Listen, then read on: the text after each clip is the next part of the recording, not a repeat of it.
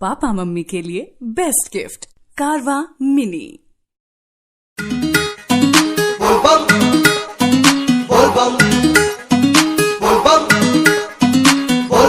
ताजा ताजा आयल बतूर के हरा हरा पाता धतूर के धरा चिलाम खींचाए बम होई आसान रहिया दूर के लागे भंगिया के गोला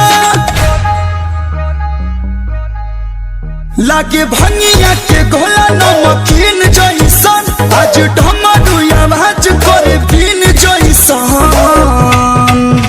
नाचो भोला के भगतो नागिन जैसन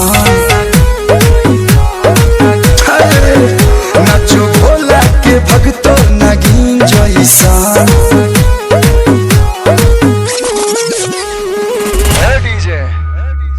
बजाओ नागिन धुन।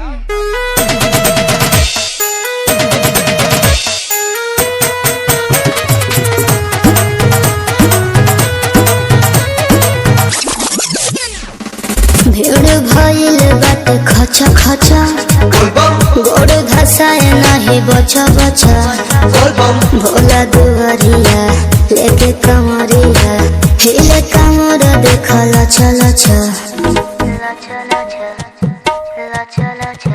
बाबा नगरी सजहल बाबा नगरी सजहल दुल्हन जैसन हई रतियो लागेला अब दिन जैसन नाचो भोला के भगतो नागिन जैसन नाचो भोला के भगतो नागिन जैसन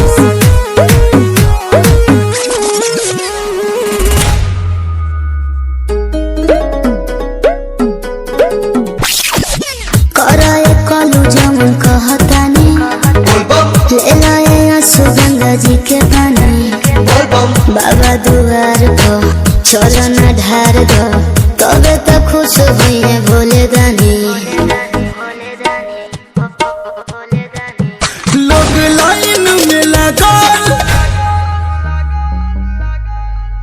लोग लाइन में लगल बा मशीन जैसन पूरा दुनिया में लौकी नसीन जैसन नाचो भोला के भगतो नागिन जैसन नाचो भोला के भगतो नागिन जैसन।